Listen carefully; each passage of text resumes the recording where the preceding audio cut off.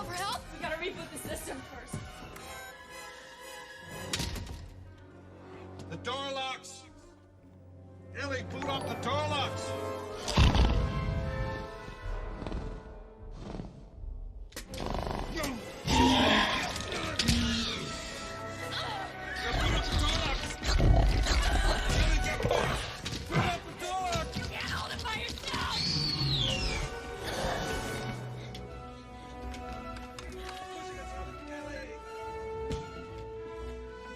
It's a unit system. I know this. It's all the files of the whole park. It tells you everything. I gotta find the right file.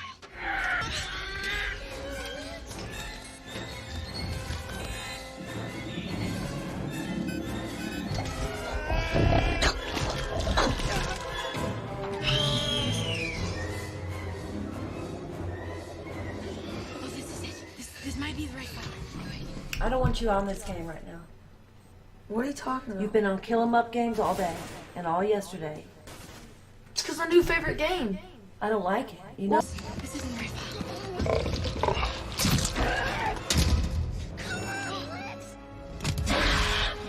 This might be the right file.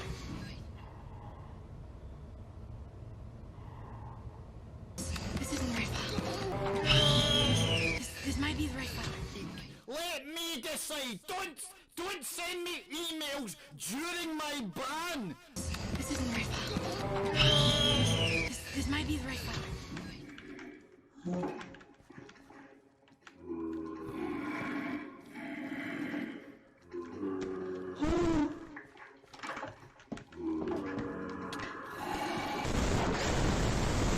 This isn't the right file.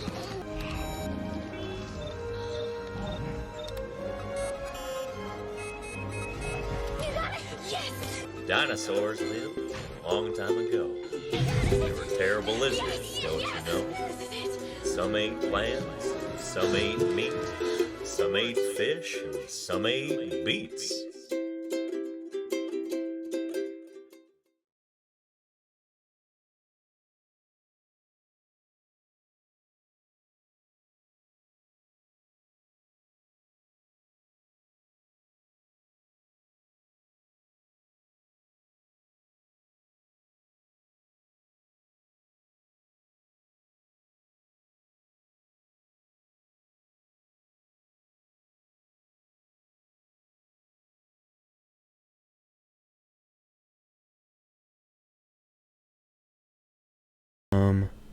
Alright. Is that any good? Let me know. Mic. Here we go. Device. Oh, here we go.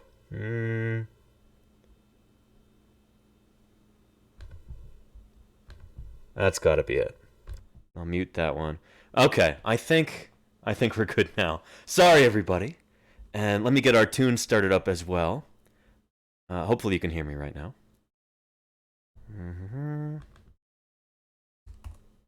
And then play with, let's see, add to Windows Media Player list.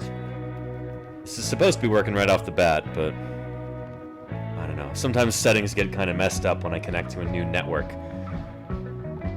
We can hear you, Danny. Thank you, Mikhail Nazar. Alright. How are my levels? Are they okay? And hey, iios, how are you doing? Good to see you. Yeah. We can hear you. We can hear you wheel now, says Cooking with Laurdee. I don't know what that... Well now, okay. Isn't narrow to what we understand. On the contrary, we stretch our understanding to try and take in the universe. Mudman, thank you for the follow. I appreciate that. Welcome to Paleontologizing. Levels are good to go. Thank you, Pragmatic. I appreciate that. Well, everybody, welcome to another exciting episode of Paleontologizing. I'm broadcasting to you live from a hotel in Bozeman, Montana. I would say beautiful Bozeman, Montana, but it's honestly not beautiful right now. The sky has been a cloudy gray all day because of all this smoke and haze. You can't even see the mountains or anything, so it's very blah. It's kind of surreal. You know, I lived in Bozeman, in this little town in southwest Montana, for the better part of a decade. This is the first time I've been back in 3 years. 3 years to the day, actually, since I left. Kind of odd. Funny coincidence, I guess. But anyway, yeah. Driving around today and walking around too, it was like something out of a dream. You know, because I could only see my immediate surroundings. You can't see the horizon because of all the smoke and the haze. So it was weird. It was a surreal experience. I'm not sure I like it. But I don't know. Air's nice and clean in here, so it's a good thing. Anyway, Balint, how are you doing? You are first today. Welcome to Paleontologizing. Cooking with Laurdee. How are you doing, Laurdee? Good to see ya. Hope you're having a great day. Laurdee and iios are about to, well, I'll let them break the news, but yeah. Moldy Skink, how are you doing? Welcome back to Paleontologizing. Good to see ya. And Royale Patriot says, and so it begins, so it does, Patriot. Welcome to Paleontologizing. I think this is the first time you've typed a message in, right? Welcome. Good to see you here. For anybody who's new, let me introduce myself real quick. My name is Danny Anduza. I'm a dinosaur paleontologist. I'm here on Twitch doing some science outreach, talking about fossils, answering people's questions, exploring my science and my research and the work of my colleagues with all of you. Right now I'm in the midst of this big old road trip going across the Intermountain West, visiting a bunch of different states and a bunch of different museums and other sites, and live streaming all the while. So today I drove from just outside of Billings, Montana, to Bozeman, and here I am. We're going to be doing some cool streams from Bozeman. So yeah, Dirty Rumor, Lenina, and Nana Tyrannus, how are you doing, you three? Hope you had a good day today. It's good to see you. And let's see, Mikhail Nazar, welcome back. It has been a while, hasn't it? How are you doing? It's good to see you. And Random Bug UK, how are you doing? Welcome back. Happiest Collie, what's shaking? This isn't it, says Happiest. Oh, from the video. Yeah. Furry Photos, how are you doing? Welcome back. And Gato Durmiendo, is that the first time you've seen that that welcome video? The intro video, I mean? Some 8 beats, exactly. Happiest Collie. Mayor Space, how are you doing? Good to see you. Hope you've had a lovely day today. I am glad you are here with us. And where are we today? Bozeman, Montana. It should say in the description, right? Yeah. And Pragmatic Entropy has some high praise for me. Pragmatic says, you are one of the more entertaining people on Twitch, in my humble opinion. Or, yeah, in my humble opinion. I almost got that mixed up with IHOP. And my international house of pancakes. Pragmatic, thank you. That is high praise. I appreciate it. And welcome back. Good to see you. And I'm glad I'm entertaining, at the very least. Hopefully I'm informative, too. That's kind of the point. But yeah. iios is about to get on a plane, but have fun with the stream, everyone. Thank you, iios. So I guess I can spill the beans. iios and Laurdee are both flying out to meet me here in Montana. I'm going to be picking them up from the airport around midnight. So yeah, we're going to be having a lot of fun. They've never been to Montana before, and they might not be able to see much because of the smoke, but we're still going to have a good time. And we're going to be streaming, so yeah. And I don't know whose channel we're going to be streaming on. So you should probably give iios and Laurdee both a follow if you want to, make sure you catch all of the paleontologizing streams. Mudman1965 says, hi, hello to you, Mudman. Welcome to Paleontologizing. I'm glad you're here. Thanks for joining us. I should emphasize, this is not a typical stream on this channel. Most times out of the year, I'm streaming from my office at home, but I'm on this big road trip right now, going all over the American West, streaming from different museums and other sites, doing like mobile IRL streams. Yesterday, I streamed from Zoo, Montana, in Billings, Montana. Before that, on Sunday? Yeah. I was at Medicine Rocks State Park, outside of Ekalaka, Montana. And I've been at a bunch of different museums all over the place. It's been cool. So, anyway, yeah. Do a lot of talking about fossils, a lot of talking about dinosaurs in particular, given that that's what I study. So if you're interested in that, then you were in the right place. Welcome, Mudman. Random Bug UK, how hot and sweaty were you after that heat wave zoo yesterday? It wasn't that bad. It really wasn't, Random Bug. It was so smoky that, like, I don't know, it really cut down on a lot of the UV. Yeah. Music can be turned down just a bit? Okay, I'll turn down the music just a bit. And I'll turn down my mic just a little bit, too. And Apocalypse, how are you doing? Welcome back. Good to see you. Yeah. And Pragmatic says, only hotels attach headboards to the wall. Right there, yeah. Nowhere else did I see it, ironically? Yeah. And Pragmatic Entropy, it might as well be one of those. I feel like... I don't think any of those, like, hotel chains actually build the hotels. Or even, like, furnish them. I think they just, like, slap their name over the top after they've been built, so... I don't know, I've been staying in a lot of Super 8s and stuff like that. I've been sleeping in my car a little bit, too, on some nights, which has been really nice, actually. Sleeping in a Prius is like sleeping in a hotel, almost. Like, air conditioning all night long. It's beautiful. And... Viahala, hey, how are you doing? Welcome back. Who is this? It's the Dinosaur Man! Rampant Carnage. Let's scoot that over. Thank you, Rampant Carnage. I really appreciate that support. Welcome back. Good to see you. And hey, Claire Burr, how are you doing? Good to see you. Claire Burr is here. How you doing, Claire? Yeah. And okay, I'll push back the mic a little bit. Thank you. Good advice, Random Bug. And let's see. And Entropy says your T-shirt that you were wearing should be the highest level of purchase. So much ink.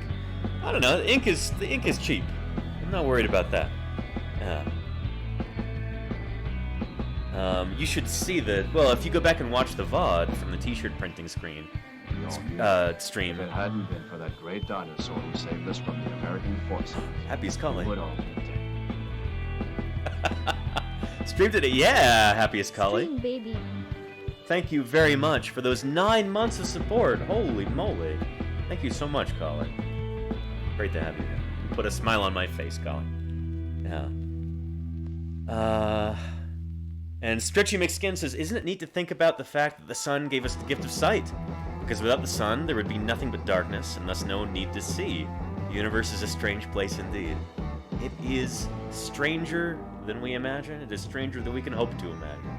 Stretchy McSkin, and that's one of the beautiful things about it. I dig your perspective there. That's really cool. Yeah. Mikhail Nazar, what has Danny decided to name his car? Oh, I've kind of forgot about that. Yeah. Well, the Prius, given that it is, you know, such an intimidating vehicle. You know, a 2008 Toyota Prius. I figured it needs an equally powerful, you know, aggressive name. And so, in my head, I've been calling it the Slate Vindicator. Kind of like what you would imagine, like an Imperial Star Destroyer being named or something. But, yeah. Montana cooking stream? Maybe, Entropy. We might be doing some eating streams rather than cooking streams. Yeah. And you're airporting now, too. You're excited to get home? Nice, Apocalypse. Cool. I wish you a very pleasant flight. A quick one, with no colicky babies, or loudly arguing couples or anything like that. Or if you're just leaving the airport right now, which if you're leaving the airport, you probably wouldn't be watching the stream. You're probably waiting for your flight, huh? I hope you have a wonderful flight. As wonderful as it can be. I hope you get a nice tailwind and you arrive earlier than expected. Some large cast iron cooking in the field? Maybe someday, Entropy. Yeah. And let's see. One of these days I'll get out to Montana, a good friend from college. Oh, very cool, Dr. Greg. Yeah, Montana can be a beautiful place. Right now, Bozeman is not. It is ugly because of all the smoke everywhere. But hopefully it clears. I hear we might have thunderstorms tomorrow, which might clear some of the smoke out of the air. Might actually be able to see the mountains. Because otherwise, it's nothing to see. Mountain Dew says, I've come and seek of dinos to make me feel better. Wisdom teeth? Nice, Mountain Dew, yes. DDL Car, how are you doing, my friend? Welcome back. Good to see you. Hope you've had a good day today. I'm glad you're here. I'm catching up to chat. Lenina, thank you. Gifted Nana Tyrannus a subscription. Thank you. Lenina gifted a tier 1 sub to Nana Tyrannus. They have given 13 gift subs in the channel. Lenina, thank you very much. That is a very worthy recipient. Again, Nana Tyrannus, I hope you have had an excellent day. It is really good to see you. Thanks for catching up with me. This is nice. And Claire, you're doing poorly? I'm sorry to hear that, Claire. Shoot. Well, hope things improve for you. Glad you're here, Claire. Let me know if there's anything I can do to improve your mood. And Kathy Duncan, hello. Kathy Duncan, I hope you're having a great day. Thank you for joining us. This is going to be kind of a laid-back stream. I don't really have much planned for today, so we'll probably check out some fossil news. If we get a bunch of questions, then I'll answer some questions. It'll just be kind of a nice kind of hangout stream today. It's going to be good. And man, am I thirsty. I had pizza for dinner, and pizza always makes me super, super thirsty afterward.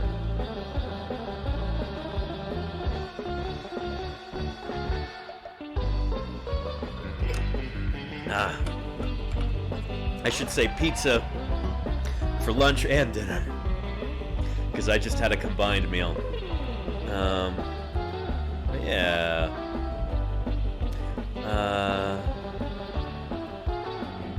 And Stretchy McSkin, you're welcome. Thank you for typing such an awesome comment. Yeah. Oh, nice, Apocalypse. Got some new earbuds? Man, earbuds, having a good set of earbuds makes all the difference in the world. It really does. I've had some earbuds, I don't know. I use them on my commute. I've been using them on this trip. They are an essential part of my daily routine. And, yeah, it's funny how, like, little things like that can make such a big difference. Yeah. And Pink Shoes, welcome to Paleontologizing. How is this your first time chatting here? Welcome, Pink Shoes. You are a regular on the iios channel. And iios is going to be hanging out with me for the next week here in Montana. So you should, yeah, I encourage you to follow along here. Excuse me. If you want more iios content. We're going to see if we can stream from maybe Yellowstone National Park in a few days. So yeah. What pizza toppings? Just cheese and crushed red pepper on this one. I went cheap with it, random bug. But yeah. And I do eat dairy, Invisible Dimensions, yeah. Echidna? Hello to you. How are you doing? Welcome back. Good to see you. I hope you're having a pleasant day. I'm glad that you could join us. And Mikhail Nazar says, why is it so smoky in Montana, though? Because some places west of here have some really awful wildfires going on, and the smoke is drifting east. So there's smoke from California and from Idaho right now. It's all just kind of mixing around over this part of the country. Yeah. You're operating at 50% capacity? I'm sorry to hear that, Claire. Well, hopefully you're back at feeling like yourself soon. 4-hour flight without any podcasts. Oh, Apocalypse. I'm sorry to hear that. Well, I'm glad that you've got you're fully provisioned now. And yeah, random bug. Exactly. Stretchy skin. I'm not going to rank my favorite appliances at home. I don't know. It's a funny comment. I like that. Lovely Lace, welcome to Paleontologizing. I dig that sauropod head and neck. How are you doing, Lovely Lace?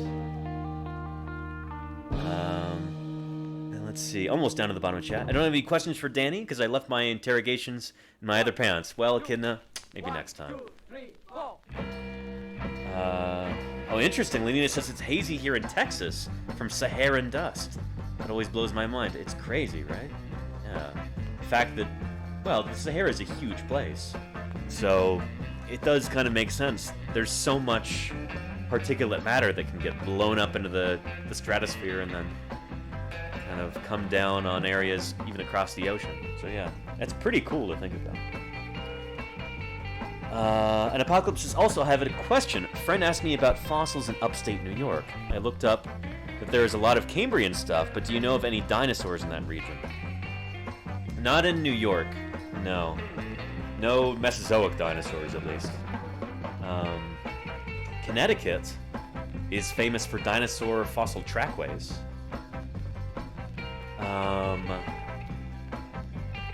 And New Jersey certainly has some dinosaurs. Some of the first dinosaurs to be described from North America actually came out of New Jersey, out of a place called Haddonfield, New Jersey. It's where a Hadrosaurus and Dryptosaurus are both from, if I remember correctly. So yeah.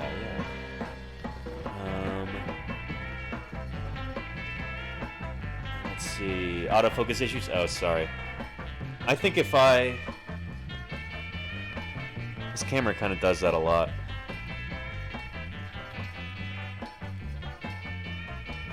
I think if I turn the light off behind me, that might help.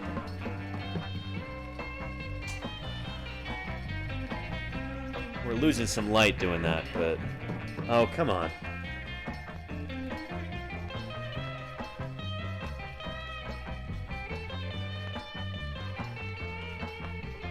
I might have to just tweak this live. Figure video...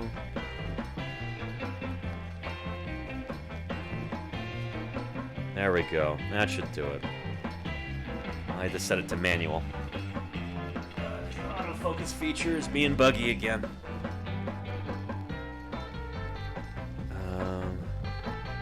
So yeah, hopefully I chose the right quantity or whatever here. How's that looking right now? It might not be crystal clear, but it's better than it was just a minute ago.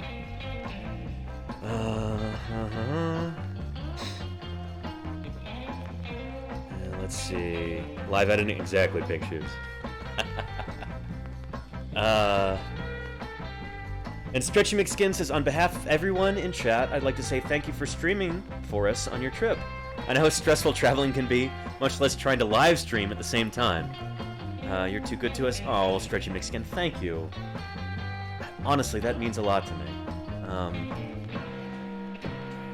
Thank you for saying that. Your gratitude means a lot to me, and I'm... in turn, grateful for you saying that. Traveling can be stressful.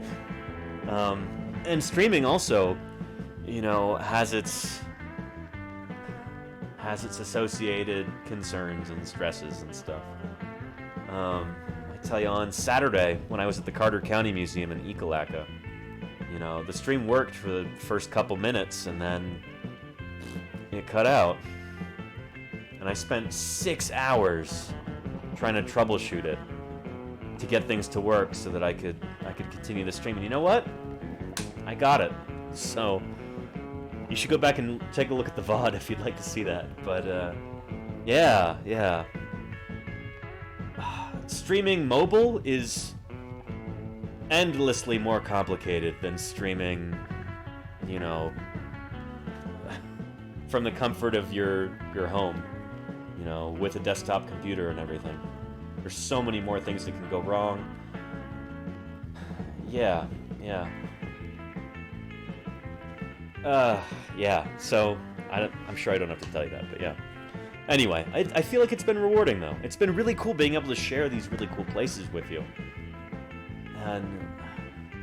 yeah, and it's, again, because I've been streaming like this, with your support, that I've been able to do this sort of thing.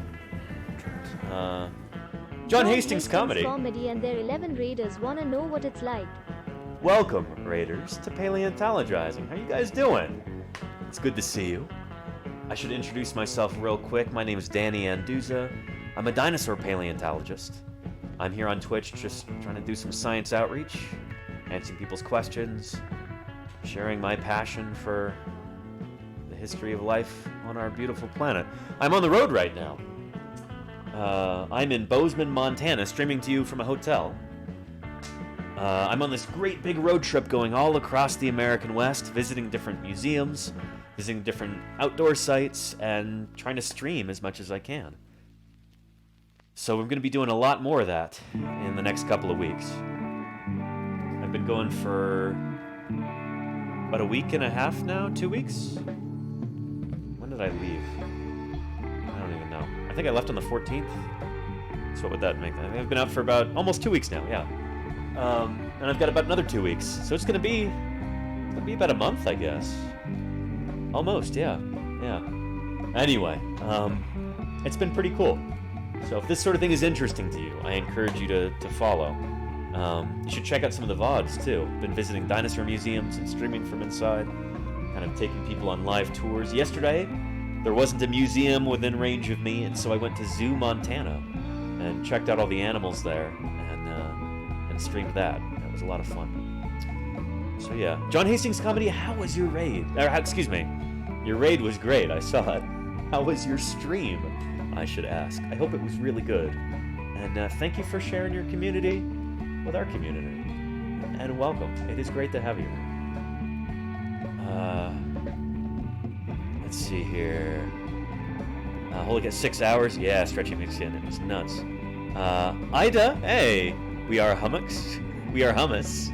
We are hummus. Are you now? Well, hummus or no, I'm glad you're here. Welcome to Paleontologizing. And Random Bug, yeah, that's funny. Those reminded me of my students yesterday, those kids. It was pretty cool, yeah. I like when kids are really enthusiastic about stuff and when they're just not afraid to share that enthusiasm, you know? I think I can relate to that, you know? Yeah. Let's see. I put this camera right over here. Does that make it better or worse? I can't even tell. Stream is going to be a little bit scuffed. I'm streaming from a hotel right now. Excuse me. And John Hastings Comedy was last doing something called WWF No Mercy. Oh, World Wildlife Fund, right? Pretty cool with the panda bear on its logo. Yeah. Spliff Shifter. It's too late to paleontologize. I'm gonna have that song stuck in my head. Spliff Shifter.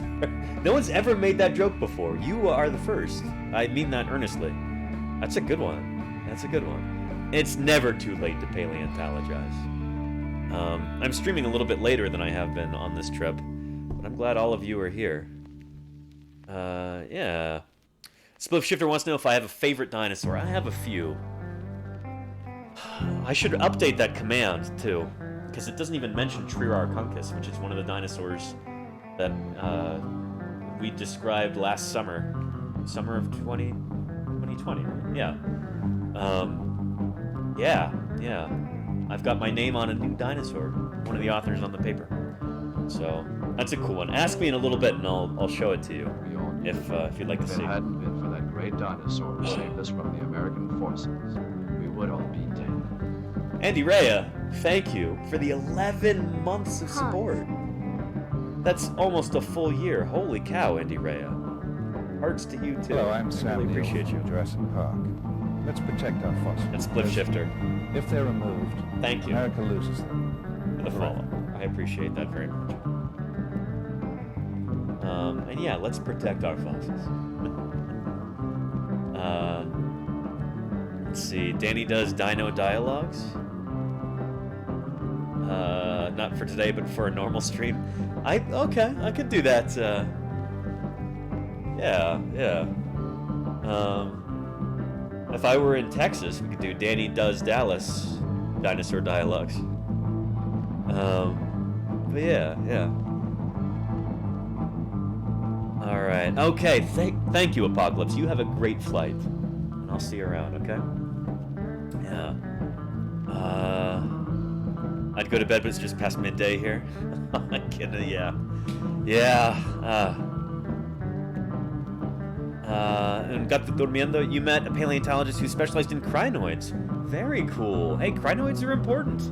Yeah, they're important for understanding Paleozoic environments, and crinoids are also still around today, which is kind of cool. I remember I always learned about them as being fossil animals, but there are still some around today, which is kind of cool. Yeah. Wrestling pandas, exactly, Ida.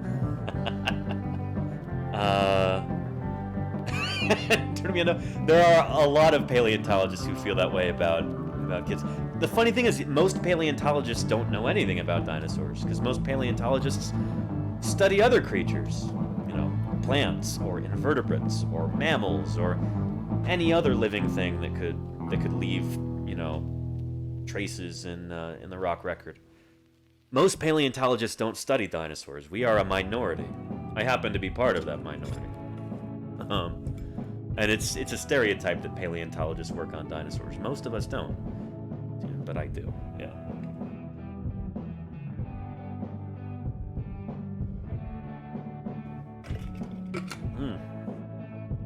Man, I'm thirsty. And let's see. Pinky Giblets wants to know, what is the age range of my students?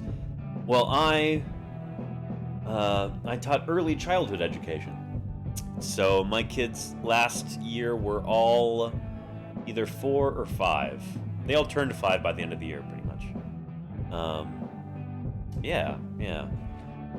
I'm hoping to go back part-time, teaching like 1 day a week, if the school has it in the budget for that. But otherwise, I'm streaming full-time from now on. This is my full-time gig. This is how I make my living. So, yeah, can you believe that? Holy cow.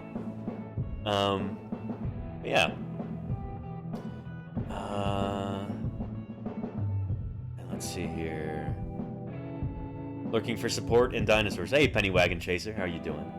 Welcome back to Paleontologizing. Good to see you.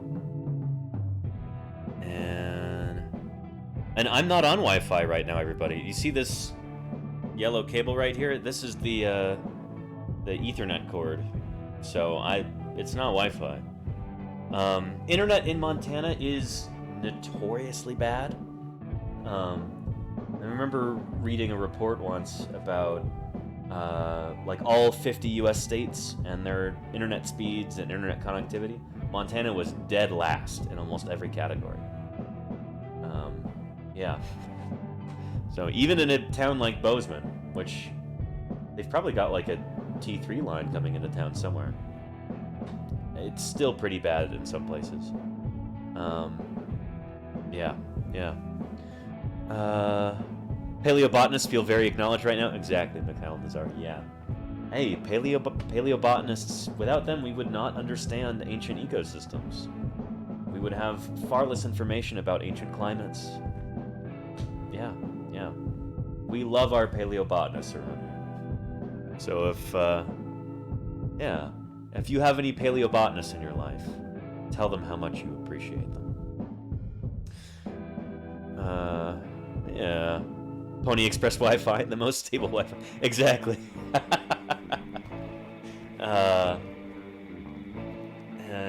Yeah, anyway.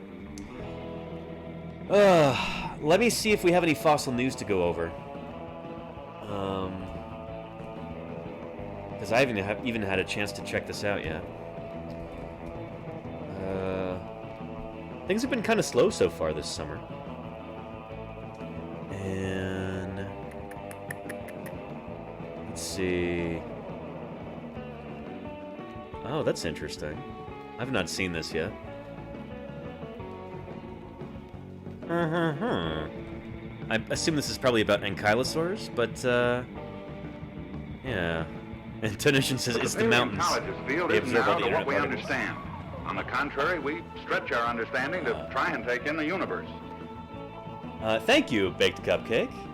I appreciate that follow. Welcome to Paleontologizing. How are you doing? I like your username.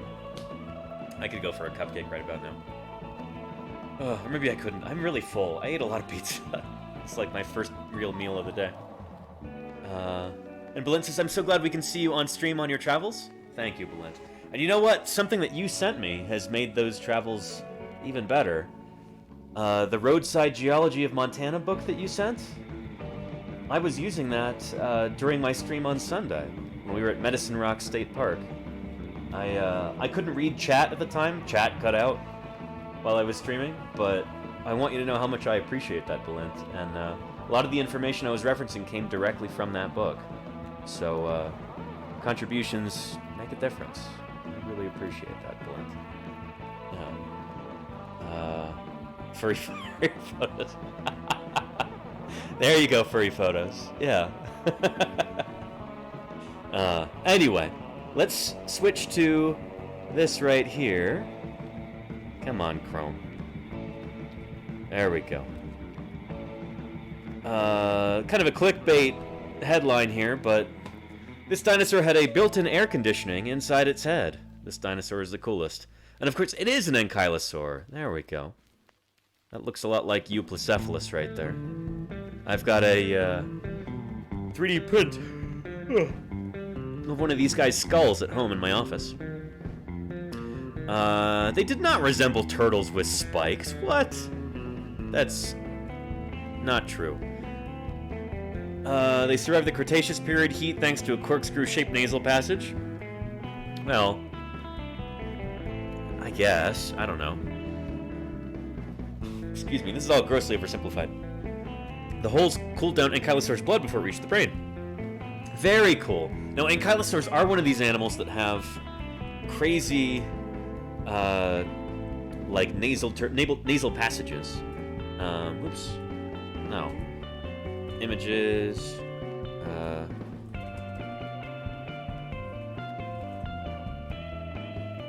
Here we go. I'll see if I can show you some examples.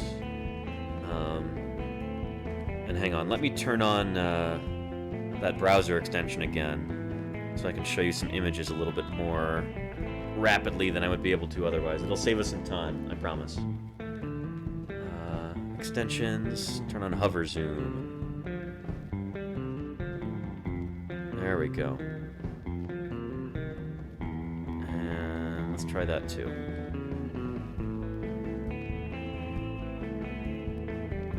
Good song. Alright. Here is Euplocephalus. Right here. This is that same dinosaur. I might have to refresh the page to get hover zoom to work. Here we go. So you see all of these crazy... It's like a big crazy straw inside the animal's nose. It goes from the nares. I made it. Hello. We looking at brains? Who is that? Oh, show and tell Alex. Yeah, we're looking at the nasal passages in ankylosaurs and these armored dinosaurs. Yeah. I mean, holy cow, look at this. Just nuts, and it's been a big mystery for a long time. What did these animals use these for? Why did they evolve this in the first place? Because most other dinosaurs do not have really complicated nasal passages like this. One of the ideas was that it was maybe a resonating chamber, that maybe these animals would have used that to make sound, kind of like some duck-billed dinosaurs do. Another idea is that it may have increased their sense of smell or helped with water retention or something like that. But this does make a lot of sense, I think. It may have actually helped cool the air that's going to their brain and then the rest of their body. And also, like, cool the blood that's going through there, too. Because these are dinosaurs, you know, here's a... That's not a great picture of an ankylosaur, but they are very round, very squat, kind of barrel-shaped. It's not a bad one right there, I suppose. But they're basically hindgut fermenters. These are animals that didn't really chew their food. They swallowed their plants whole, and then the stuff basically just stayed in their guts for a really long time.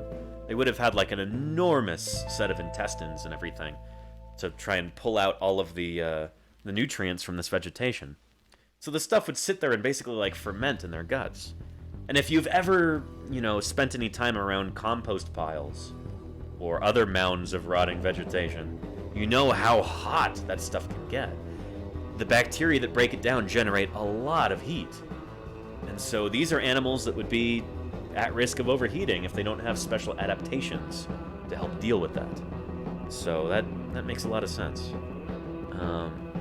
Yeah, there's another, I guess there's a CT scan of that. Very cool. This is the same skull that I have at home in the office. Same exact specimen.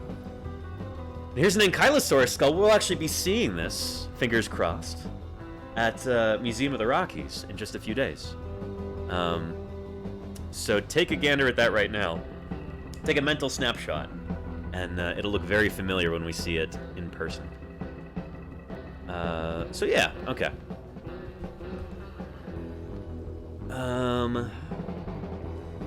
Paleontologists from Ohio University were curious how a creature with so much armor could survive the Cretaceous period heat. After using advanced scanning and 3D modeling technologies, Professor Lawrence Whitmer, Larry Whitmer, some of those images we saw are actually his images, or from his laboratory at least. Larry Whitmer and his colleagues discovered that ankylosaurs had corkscrew-shaped nozzles, the equivalent of having coils inside a modern air conditioner. Former doctoral student of Whitmer's, Jason Bork, of the New York Institute of Technology, College of Osteopathic Medicine at Arkansas State, said the holes had cooled down ankylosaur's blood before it reached the brain. This in turn protected the animal from heat strokes. Right now we're seeing this unprecedented global warming, global climate change, which is disrupting all kinds of weather patterns, Whitmer said. Dinosaurs, in a sense, can give us some insight into how animals today might be able to deal with the increased heat that we see. It's a little optimistic, but okay. The thing is, during the Cretaceous period, it did get very, very warm, but it got warm a lot more slowly than it's getting warm today. That's really the scary thing. Yeah. So anyway, I think that's pretty interesting. That is a neat explanation for why ankylosaurs would have had that sort of a bizarre structure, you know? So yeah. Let me catch up to chat here.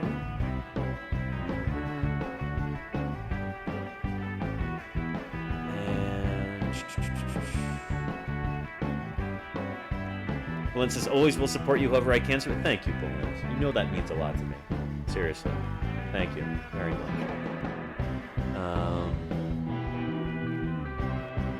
And the flight got delayed again? I'm sorry, Apocalypse. Shoot.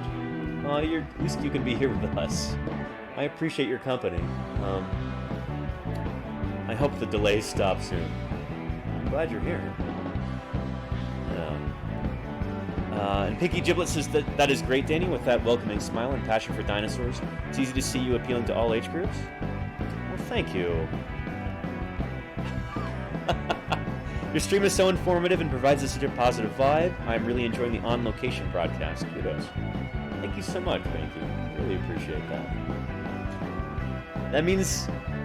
that kind of feedback is really encouraging to me. So thank you.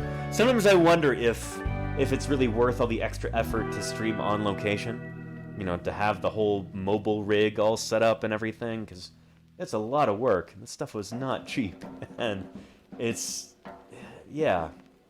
It's a lot. It's a lot. But if you appreciate it, then that makes it worthwhile. So I'm really glad to hear that. And let's see here. Looks like a French horn. Yeah, Linux Physics. It kind of does, doesn't it? The weird pattern on there. And ankylosaurs are such strange animals. I mean, they're so different from anything that we have today. That it's cool that we can get any kind of insight about their biology and physiology. I mean, that's really neat stuff. Yeah. They look like it'd be so fun to ride. Yeah, show and tell. Agreed, Alex. Agreed. Yeah. Ankylosaur is an armadillo from your study time? Well, armadillos are... they're different ecologically. Like, they fill a different niche. They're small, they're omnivores, I think. I'm sure they mostly eat plants, but I'm sure they'll eat anything they come across. Ankylosaurs seem to have been, like, obligate herbivores. And like, just, yeah, massive grazing herbivores, just eating all kinds of plant matter all the time. Yeah. And there you go, free photos. There were ankylosaurs in the Jurassic too, though, yeah. I don't know if, maybe it was after the encoder overheated and fried when I was in the Museum of Ancient Life. But there's a Jurassic ankylosaur there called Gargoyleosaurus. Yeah. And yeah, Gato, that's true. Yeah. You guys are getting it with the songs tonight. Yeah. Yeah. And hey, my shadow, how are you doing? I'm doing pretty well. I am getting tired all of a sudden. I probably shouldn't have eaten a whole pizza all at once. But I did, and here we are. And now I'm getting sleepy. But you guys are keeping me awake. This is good. And Blint, thank you. Holy cow, you flatter me, Blint. Your natural habitat is also excellent. Well, happiest collie, thank you. Yeah. Wow, it's not the dinosaur we knew. Who's this? Look at that thing. It's not going to be friendly to us. Unpagadampu, thank you for the 5 months. Holy cow. These road trip streams have been great. Streams have been great. I'm really glad you think so. They are going to get even better now that I've worked out most of the kinks and the IRL live stream setup. Hopefully. It's just a matter of having good signal, and yeah. And the thing about dinosaurs is that there aren't really analogs in modern time. Exactly, Claire. Exactly. Yeah. And Pinky wants to know, is there any way to determine what types of sounds certain dinosaurs made based on the shape of their cranium, or if they had vocal cords? We can sort of figure it out in a few cases, but they are kind of few and far between.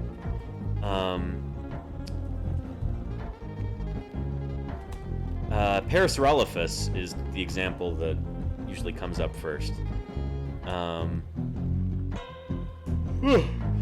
Excuse me. Let me show you.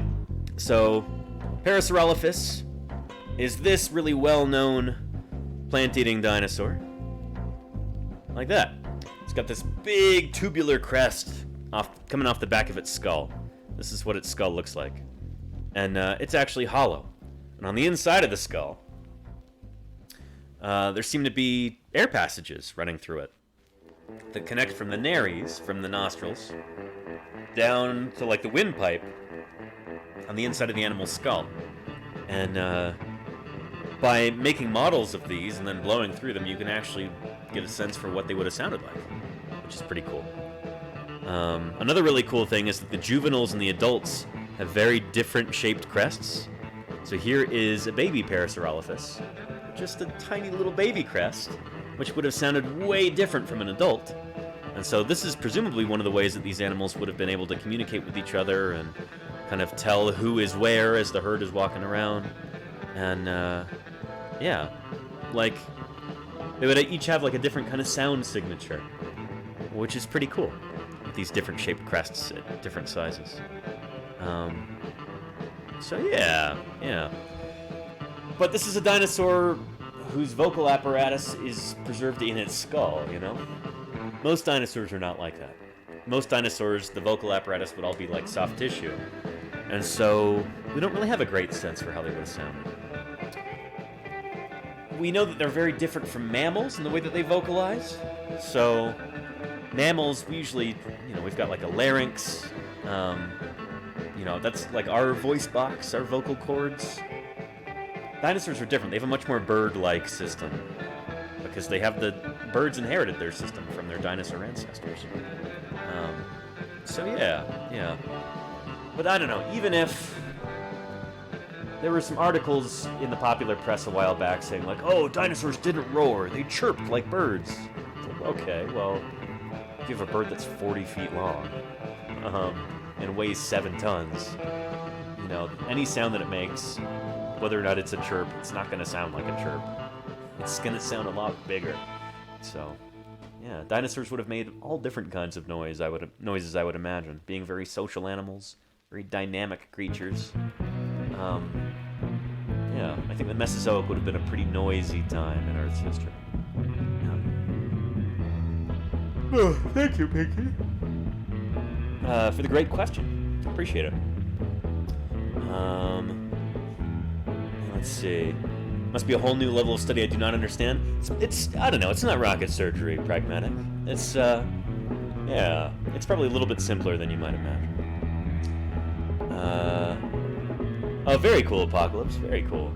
Laryngeal tissue doesn't tend to fossilize.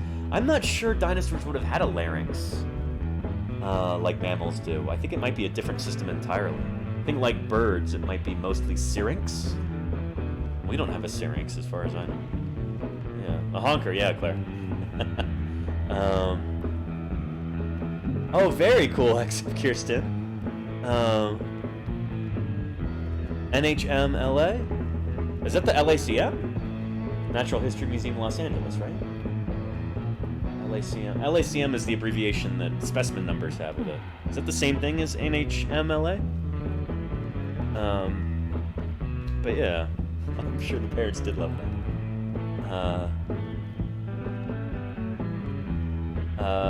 And Lenina, I don't know, most paleontologists I've heard pronounce it Parasaurolophus.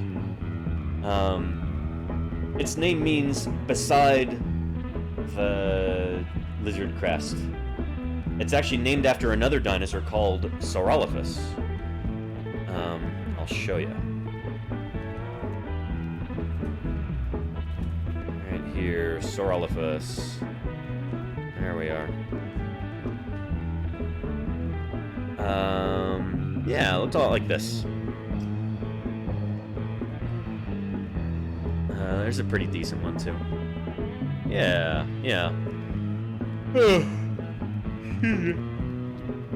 This guy's crest is not hollow, as far as I know. At least not in the same sense that Parasaurolophus is. But this one was named first, and subsequent to that, when Parasaurolophus was found, the paleontologist who was naming it, I forget who that was. Might have been Lawrence Lamb, I'm not sure. But, named it Parasaurolophus. So, like, similar to Saurolophus. So, yeah, yeah. I don't think anybody pronounces it Saurolophus, but I could be wrong. I could be wrong. At the end of the day, the pronunciation doesn't really matter that much. Yeah. That's where its own vuvuzela. Exactly, Clean Biscuit. And there you go, Claire Bird. Yes! That is a really good point. I imagine it like in A Bug's Life, how the bird is super deep and loud to the bugs. Yes. Yeah. Punch's Pirate, thank you for the 5 gift subs. Really appreciate that. Pontius Pirate, thank you for your support. That means a lot to me. Pontius Pirate just gifted 5 subs. Really appreciate that. That's pretty excellent. That's what keeps me going here, you know? Yeah. And I'm a Robot Beep Boop said, I've heard that dinosaurs liked surf rock. This is a hypothesis that remains untested. I know I like surf rock. I hope you do too. Welcome to Paleontologizing, Robot. It's good to have you here. Yeah. Feral Terminator, how are you doing? I like those screams. A real dinosaur? And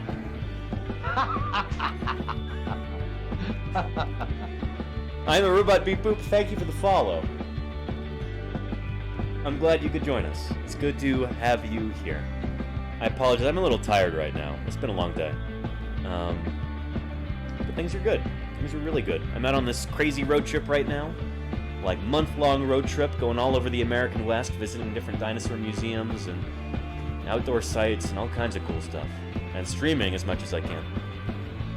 So yeah, stay tuned for some really cool streams.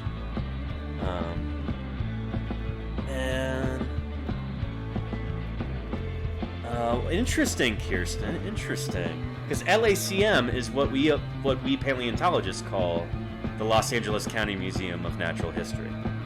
LACM, and that's the like official. Here, I can show you.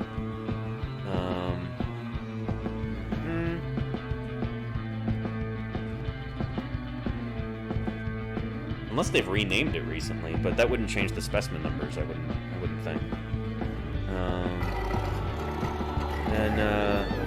Let's see. It looks like Voodoo, thanks for the follow. Welcome to Paleontologizing. That's LACMA Museum, that's weird. Huh. Yeah, this is the one that we call LACM. We've always called it LACM.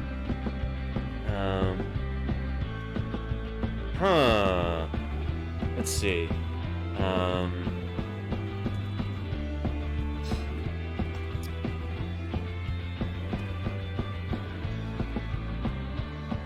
List of institutional abbreviations. There we go. This is from SV POW, Sauropod Vertebra Picture of the Week. This is Matt Wadle and Mike Taylor's blog.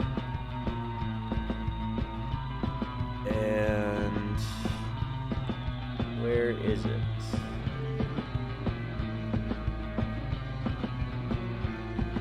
View or edit the list. There we go. I'm interested in your island. It's got nothing to do with oil. I'm a paleontologist. So you're not even a good liar. So there are a lot of museums around the world. There we go. LACM. Natural History Museum of Los Angeles County, Los Angeles, California, USA. LACM. So I wonder if the official abbreviation has changed or something. Whether we kind of have to catch up to that, maybe. But yeah. You know, I talk a lot about MOR or UCMP. I was just at DNM a little while ago, Dinosaur National Monument. All these places have abbreviations, and you'll see those in the literature a lot. Yeah. 3 meanings for parrot. Yeah, Claire Burr. And Herman Munster Cheese. I think that was the Dead Kennedys, yeah, or a cover of a Dead Kennedys song. Welcome to Paleontologizing. You got some good ears. You're gonna fit right in around here. And there was some Dick Dale too, Blue Front. I think so, yeah. And oh, and nothing more variant. I'm sorry, your bearded dragon might be sick. Well, could you please use your paleontology powers to make my Dino better? Well, she's not a dinosaur per se. She's a Lacertilian reptile, a member of Squamata. She's a lizard. But yeah. I don't know. I think prescribe some fresh water and some rest, and yeah. Hopefully she'll cheer right up. But yeah, I will be thinking about her. Okay. And Mayor Spaces, Danny, sometime you should print out a Parasaurolophus crest and blow through it. I would love to do that. We might have to in the near-ish future. I think that would be pretty cool. Yeah. Government loves abbreviation? Oh, yeah. Yeah, and to a certain extent, scientists do, too. We love our TLAs, our 3-letter acronyms. Verdun says, okay, where are you now? I'm in Bozeman. Doesn't the stream title say that? Did I not update it? Yeah, it says it right there. I'm in Bozeman, Montana right now. This is the same town that I lived in for the better part of a decade before I moved back to California. And, yeah, I would say that not much has changed, but no, a lot has changed in the 3 years since I've been here. A lot, I mean, at least things that I can see right now. I can't see much because it's so smoky outside. All this wildfire smoke from out west has drifted east into Montana, and everything is gray and dreary outside, and you can't even see the mountains. Bozeman is like hewn in on all sides by these mountain ranges. The Bridger Mountains, the Beartooth Mountains, the Spanish Peaks. You can't see any of them right now because the smoke is so bad. So hopefully it clears up soon, because I'm going to be here for about a week. And laurdee and iios are actually joining me. They are flying out right now as we speak. And I'm going to be picking them up from the airport around midnight. So, yeah. Delta Rain says, do paleontologists carry dinosaur claws with them just to terrorize children? Or is that a myth? Well, let me look. I don't have any dinosaur claws on me. I do have this.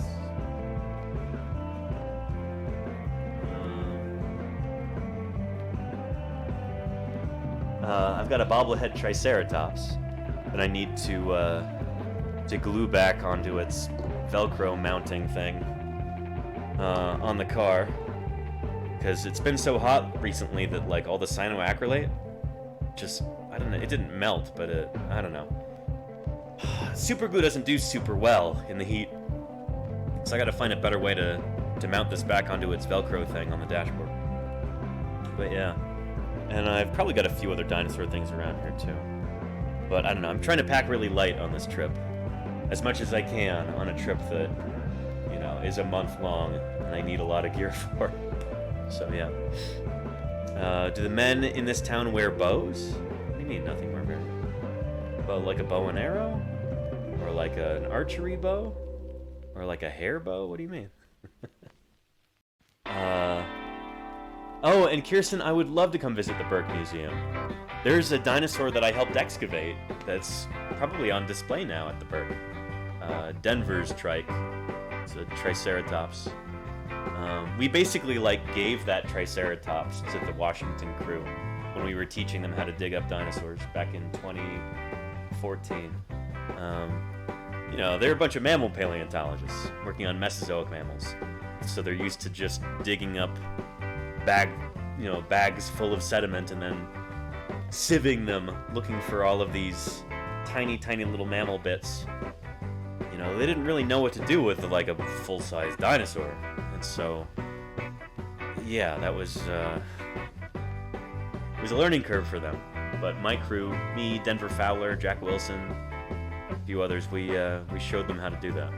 And Denver basically like gave them this Triceratops site that he'd found years before. So they had a dinosaur to put up on display. So yeah. Yeah, super glue doesn't last long. Delta, usually it does. I've got some really good stuff, but I should probably use the 2-part epoxy that I brought with me. Nothing more, there you go, yeah. This is the best, one of the best bobblehead dinosaurs I have seen anywhere. It's pretty good. Which is why I got it. And there is a bobblehead T-Rex to match too, Rodan. Here, I can show you. I don't have it with me. I used to own it, but I don't anymore.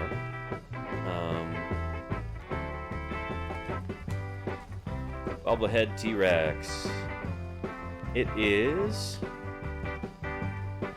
right here. Yeah.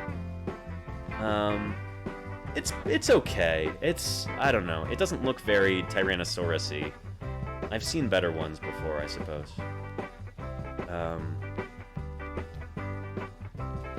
Yeah, I don't know. I like the Triceratops a lot more. It's still got those kind of backward-pointing horns, and those prominent parietals and episquamosals. These spikes along the perimeter of the frill. So yeah, this is like a subadult or maybe juvenile Triceratops. And it reminds me of Triceratops prorsus because the horns are kind of bladed and the nasal horn looks like it's getting big. So yeah. If I leave on another big road trip like this next summer, I want to 3D print my own dinosaur bobblehead. That'll be a whole project unto itself. That'll be pretty cool, I think. Yeah. Maybe we'll do a raffle or something like that, where I can make multiple of them. Maybe I'll do 3, and or 4, and I'll have 3 of them in a raffle or something. Oh, Bozeman. Oh, okay, I get it. I get it now.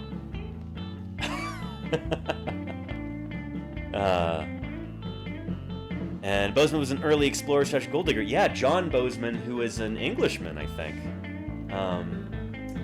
He emigrated to the United States and struck out west, and he was one of the first, like, Europeans, I guess, to settle this area. Of course, the Gallatin Valley, in which Bozeman sits, has been inhabited by people for probably about 14,000 years. Something like that. Yeah. But it was discovered by John Bozeman, so they say. You need a bobblehead Stegosaurus toy? That would be super cool, Pragmatic Entropy. Epoxy is forever. I certainly hope so. Yeah. We'll see if it sticks with this. I made a bobblehead Ankylosaurus once. Or maybe Euplacephalus.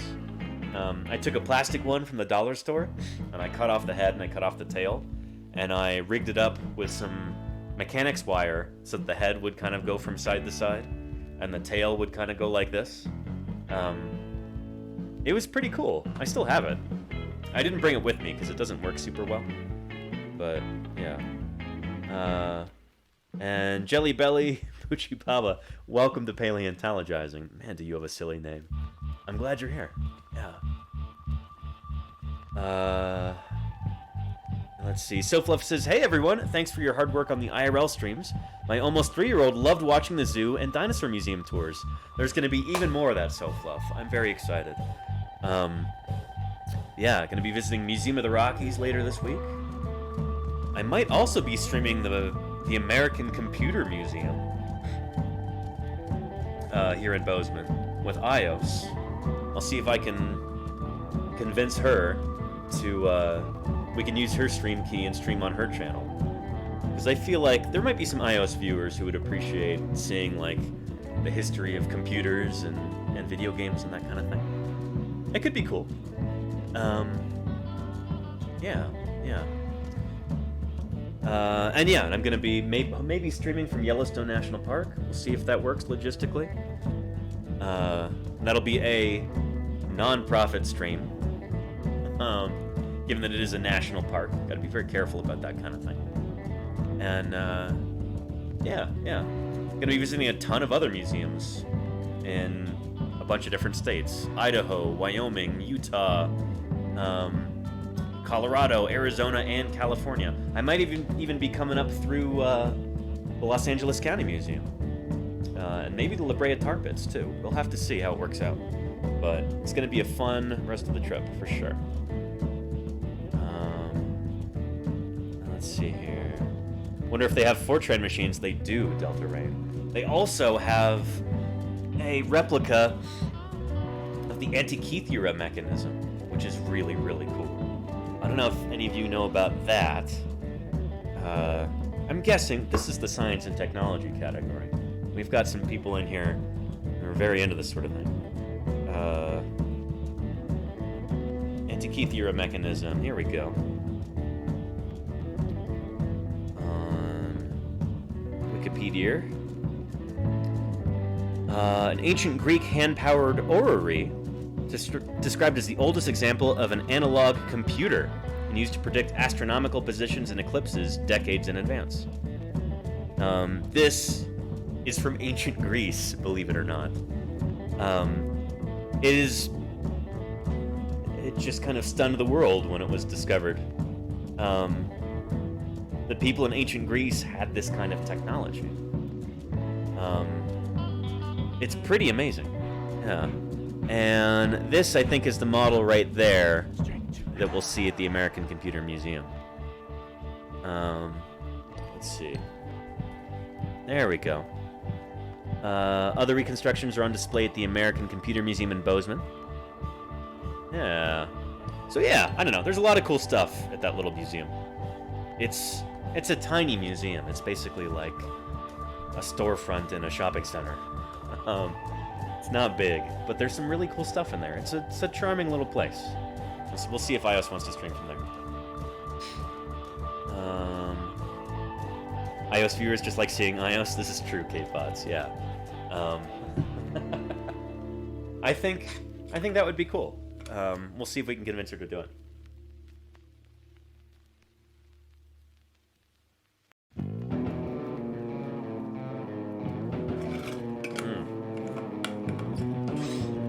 All right. Let's see here. Hey, Patrick Pirate, late night stream? I would have liked to have streamed earlier today, but I was busy running around doing errands and stuff. I had to do my laundry at the laundromat. Yeah, being on the road has its obligations, and it's, yeah. And Danny's never been on iios' stream, right? I don't know if I have, Claire, because he's always gone by the time laurdee wraps up and iios starts. I think you're right. Yeah. iios stream is late. Holy cow. Usually starts at 9 p.m. Pacific. Like, I'm getting ready for bed by that time usually. Yeah. How do they make that, Danny? I don't even know, Kate Bots.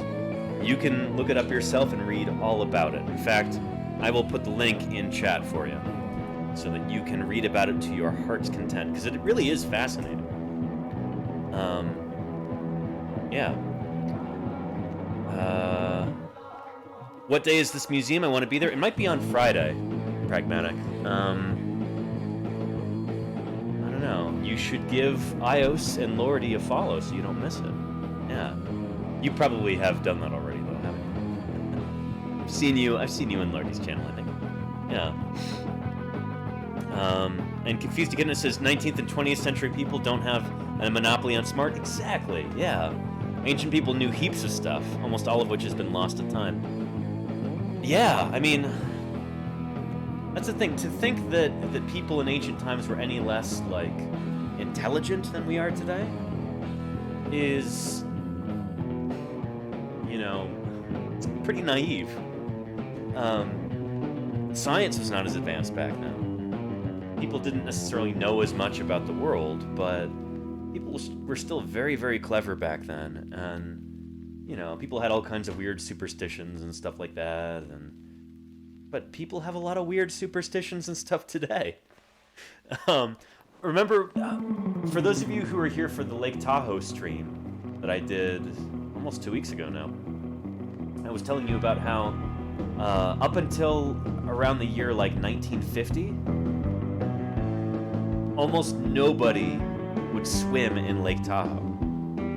Because for some reason, everybody thought that a lake that was that high up in the mountains, at that high elevation, it's at like, I think it's at about 6,000 or 7,000 feet. Everybody thought that it was impossible to float in water that's that high in the air.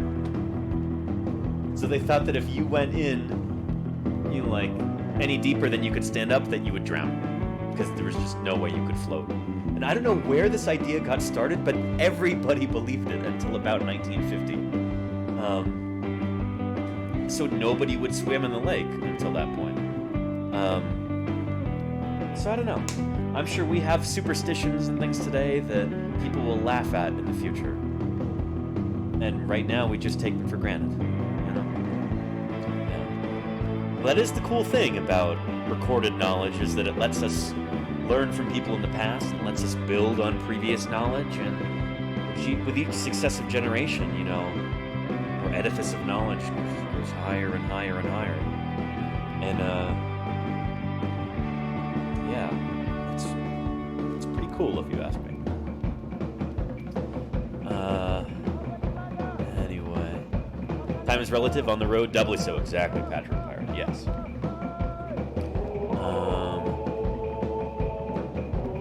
You wish there were computers on your philosophy? You still mourn the loss of the Library of Alexandria? Me too, Confused a Kid. There's a great movie about that, actually. What was it called?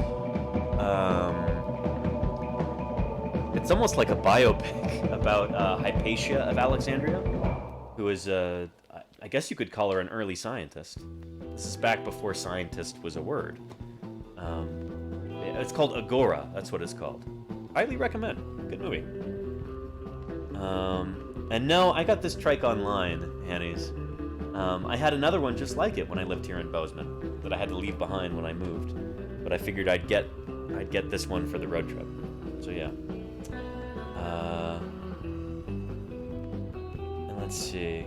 Claire says, I feel like I've been with you all for years and it hasn't even been a whole one yet. I know, right, Claire? Can you believe that? This community is tight. Tight knit. It probably sounded like the slang one. It's tight. Things are tight. Yeah. And nothing more variant. Well, I used to have to get up at 5 every morning to teach. So, yeah. I don't know. I would start getting ready for bed around 9. Yeah. Laurdee does a great cooking stream for what it's worth. This is very true, Pragmatic. Yes, yes. We're smarter because of older generations. Exactly, Hannies. Exactly. Yeah.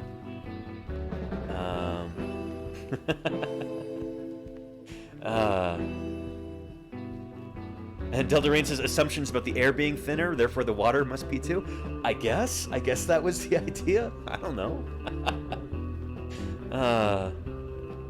People used to think that if a woman ran a marathon, her universe would fall out. Yeah.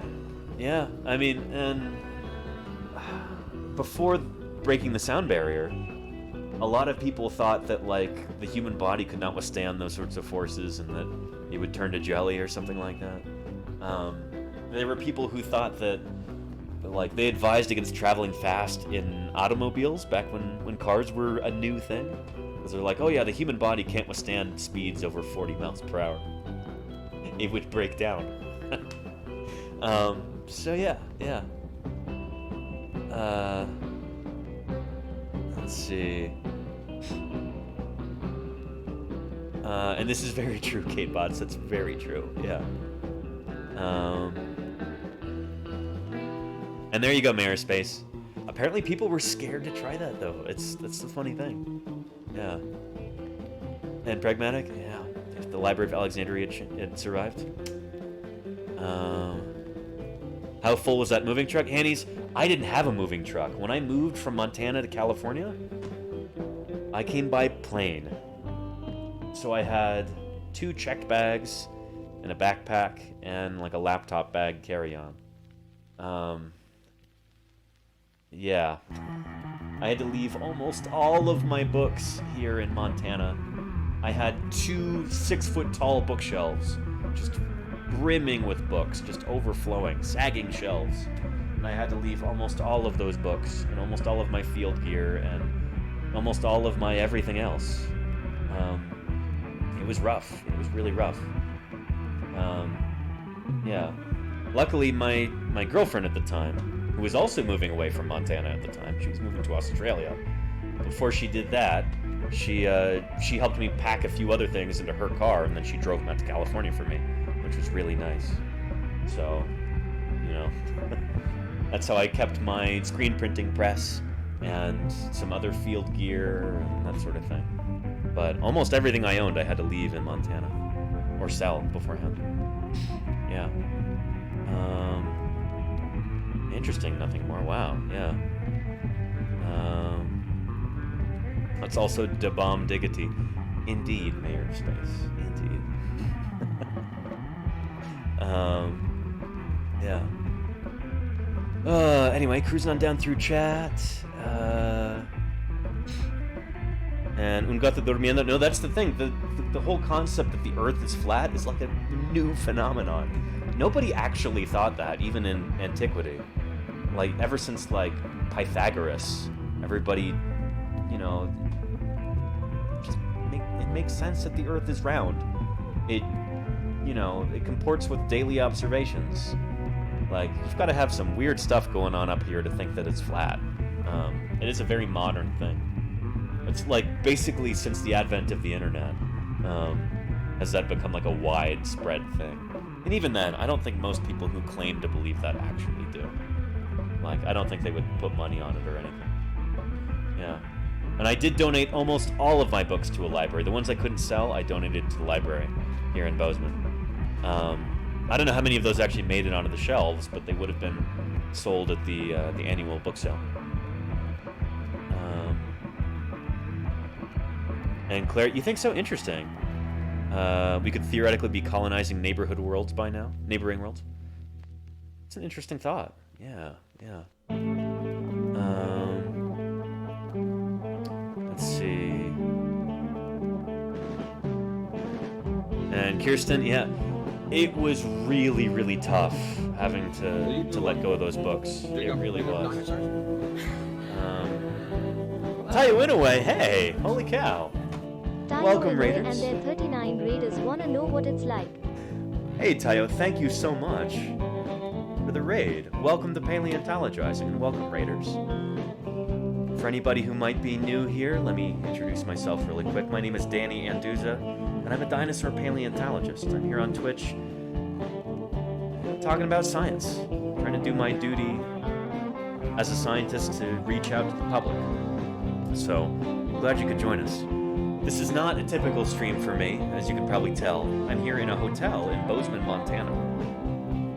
Because I'm in the middle of this really big road trip right now, going all around the American West and live streaming from different museums and sites and stuff like that. And the Living Ted, hey!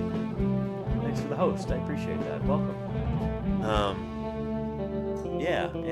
Tayo Inoue, how was your stream? I hope it was really, really good. I'm glad you're here. Welcome. Thanks for bringing your community. Let's see here. Math Raid, yeah. Hanks, how you doing? Good to see you. Let's see. And Nothing More Variant. I can't tell you how heartbreaking it was to have to give up my books, but I'd say about half of them I've managed to recollect in the time since then. Yeah. So it's, could definitely be a lot worse. And Living Ted, that was a raid. Thank you for the raid, Living Ted.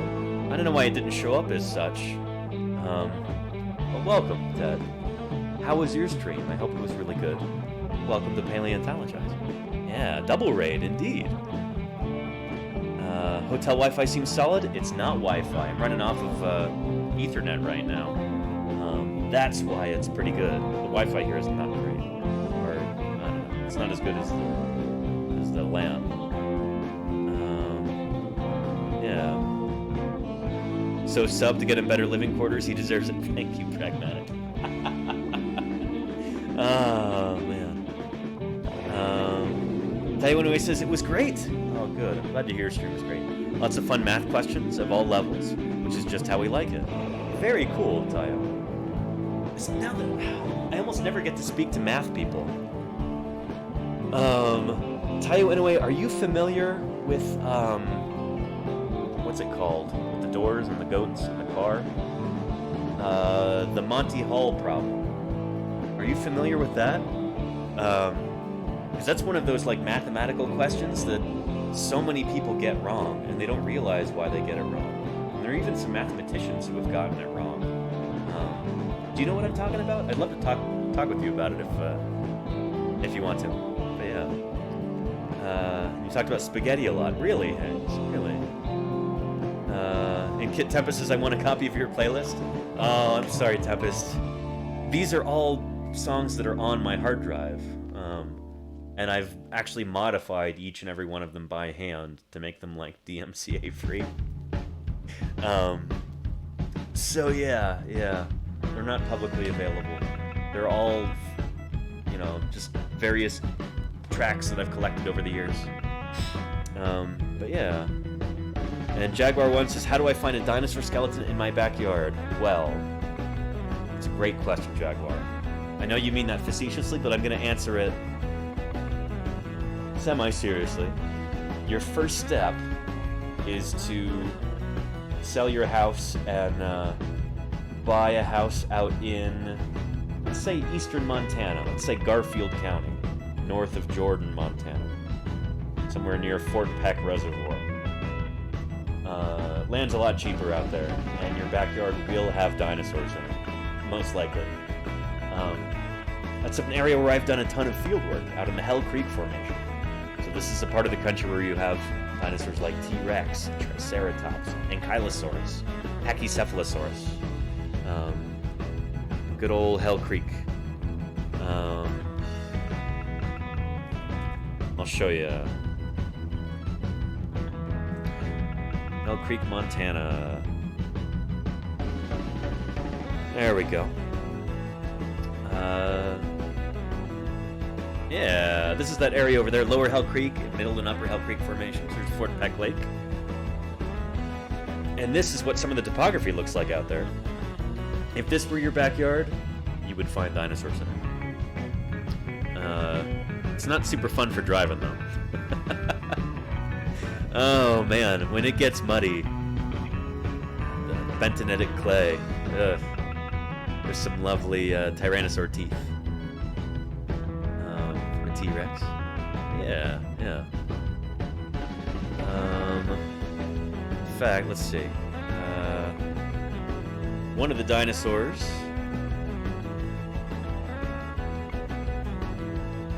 from the Hell Creek is Triceratops, and I'm going to show you a particular one called Yoshi's Trike. This is a Triceratops that I actually helped dig up back in 2011. It is on display at Museum of the Rockies, right here in Bozeman, Montana. That's why I'm in Bozeman. So I'll be streaming live from that museum, hopefully, fingers crossed, later in the week. Let's hope that the Wi-Fi in there is good enough, and that the cell service and everything else is good enough for that. Yeah. And there's, who's this Joker? It's before I had a beard full-time. But yeah. It gives you a sense for how big this animal's skull is, and how big those horns are. The longest horns of any Triceratops in the world on Yoshi's Trike. Pretty neat. Oh, did somebody make a Yoshi's Trike? Oh, cool. 3D model? It's not Triceratops prorsus, though. Huh. Yeah, anyway, you can even buy a commercially available Yoshi's Trike toy. This is not any old Triceratops. This is based on this particular Triceratops specimen. Yoshi's Trike, MOR 3027. Pretty cool. Pretty cool, if you ask me. So yeah, anyway. I forget... Oh, Jaguar 1 was asking, how do I find a dinosaur in my backyard? Yeah, you gotta move your backyard. Is the music a little bit too loud? I can turn it down. I can turn it down just a touch. And... Oh, and there you go, nothing more variant. Okay, yeah. I didn't really have any... I had a few, like, signed copies of books, and a few books that were rare or difficult to find, but when I had to parse down my collection and choose the precious few books I would bring with me on the plane, I did a lot of reading beforehand to figure out how much these books go for, how common it is to find used copies, can I purchase them, that kind of thing. There was a lot involved with that purge. Yeah. I imagine a scientist must also have a lot of rare and obscure scholarly work in their library. Well, I've been really lucky, Variant, in that I've had access to some really, really comprehensive like PDF compendiums. So Denver Fowler, dinosaur paleontologist, my old mentor, I guess, my old crew chief in the field, he gave me a copy of his dinosaur library, which round about 2009 or 2010, it had almost every single paper that had ever been published on dinosaurs. Yeah, it was like, I don't know how many gigabytes of just PDF files. And some scanned books in there too, but amazing resource. And it should be available to everybody. But unfortunately, academic publishing is just... it's pretty crooked. So yeah. Knowledge should be free, you know? All this stuff is taxpayer funded in the first place. Taxpayers should have access to it. But we don't. But yeah. Let's see. And Taiwan Oasis, Muddy Hall is non-intuitive. So you know all about it. Awesome. Comes from Bayes' theorem. Really? It has everything to do with Monty Hall's process for choosing the door to reveal. Yeah. Cool. I have some friends who do, like, Bayesian statistics, for, like, phylogenetics work. So, like, making, family trees for different animals, based on Bayesian stuff, which is cool. I've never understood it, because I'm a qualitative kind of scientist, you know? But I really admire people who can do that, and, you know, people who can grasp those concepts. My mind just doesn't work that way, you know? That's super cool. Let's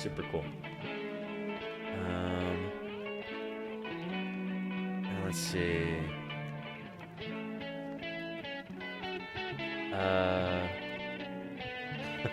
Pragmatic, I like that.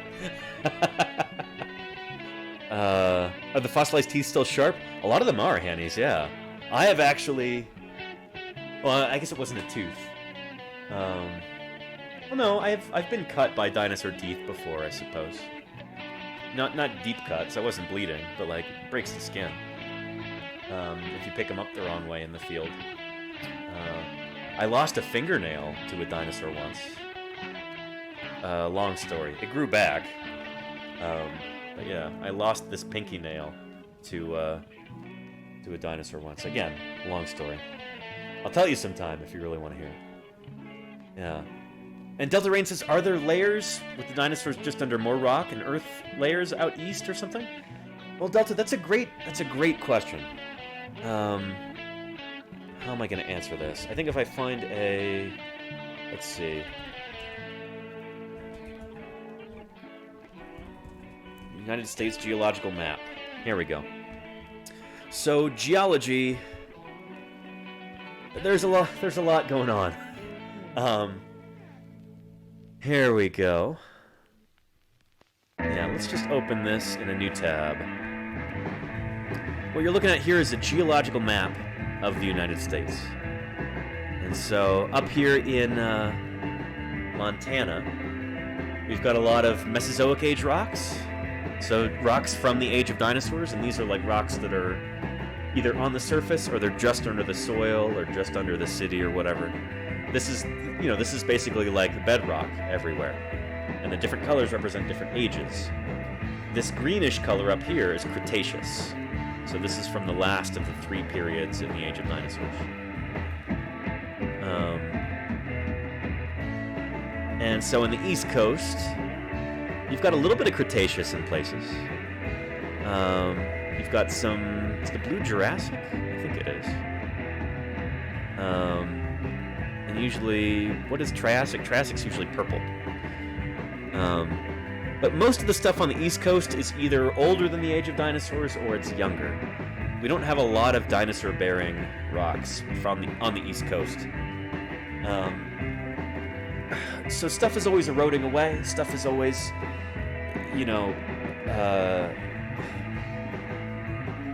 planet Earth is a very dynamic planet. There's always something going on, And so rock is always either being formed or eroded away. In the case of the East Coast, a lot of this stuff has already been shorn away by glaciers and stuff, I think. Maybe there wasn't a lot of glaciation on the East Coast. No, I think there was. So a lot of this stuff has been shorn away by glaciers, and there's older rocks exposed. In places like Pennsylvania, you have like Devonian age rocks. This is like from the age of fishes. Round about the time that the first vertebrate animals are moving onto land. And you've got a few Mesozoic age rocks. I've mentioned earlier in the stream how we've got a few dinosaur genera from New Jersey. From near like Haddonfield, New Jersey. But yeah, for the most part, it's just kind of like, it's like a roll of the dice, whether you'll have the right age rocks in a given area. And for the East Coast, there's not a lot of dinosaur age rocks there. Whereas in the American West, you have a lot. Yeah, I want to say all of this green is Cretaceous in here. A lot of this stuff will not be exposed to the surface, unfortunately. These are the Great Plains. This is a lot of prairie out here. But in places you do have exposed rock. You've got Badlands topography. And this is cool. You can see the whole basin and range area over here. It's just all like torn and twisted and stretched, and it's a lot going on over here. This is the cuckoo bananas area over here. This is a rift that's happening. So this is where North America is kind of being pulled apart. So eventually, it will get pulled apart to the point where the seaway invades, and you'll basically have a shallow sea that comes up through here. Kind of like in the Mediterranean, I think. Yeah. And the Central Valley will probably be inundated. Central Valley of California over here, too. But yeah, anyway, geology. It's fascinating stuff. And I really need to brush up on my geology. going to be doing that on this trip. So, as I said, laurdee and iios are actually flying out to Montana right now. I'm going to go pick them up from the airport in just a few hours. And they're going to be staying here in Bozeman for 1 week, or thereabouts. 6 days, I think. And then iios is flying back to Oakland. She works for Twitch, and so she can't be away for too long, or everything will fall apart. And I'm sure that all of you here will be much happier with iios keeping stuff working than, you know, being on vacation for an additional week. But laurdee is going to be staying, and she's going to be accompanying me on the second grand half of my great American West road trip. We're going to be visiting a bunch of different museums and outdoor sites and cool stuff like that. I'll be streaming. She'll probably be streaming too. We might do some streams in the car where I'll be driving. She will be reading chat and keeping me from reading chat because I'm driving. And yeah, we might do some like geology streams too from the car, which would be really cool. Got our roadside geology books for Montana and Colorado and Utah. And so we might be talking about the geology as we drive, which would be really, really neat. Be able to show you outcrops and stuff as we go along. I think that'll be really, really neat. So yeah, speaking of geology, there's gonna be some geology. And let's see here. Belligerent 428, hey. Welcome to Paleontologizing. Belligerent wants to know, why were the dinosaurs so much larger than the mammals? That's a great question, Belligerent. A lot of it comes down to just how their bodies are built. I feel like there's a lot of people in the general public who have the impression that like somehow Earth was just different back then, that like it was easier to be big because, you know, gravity was less powerful, or, you know, there was more oxygen in the atmosphere or something. No, that's not why. As far as we know, those conditions are the same as they are today. Dinosaurs got big just by virtue of like these remarkable adaptations that they had. Things like hollow bones, things like an avian respiratory system. Like, yeah, there's... I think I have a command for this. Somebody type in !oxygen. And I think the article that's linked there gives you a really good sense for why certain dinosaurs, especially the sauropods, these big long-necked, four-legged plant-eating dinosaurs, why they got so big. But basically it's a combination of having really efficient lungs, having really efficient like bone structure, you know, like hollow bones. You know, you could be really big but still be lightweight, very mobile. And also just growing really quickly and eating really fast. Dinosaurs, it seems, wolfed down their food. Most of them didn't chew like mammals.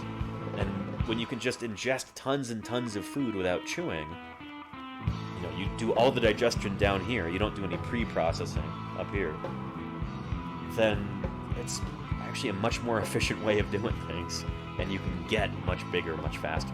So yeah, get some water.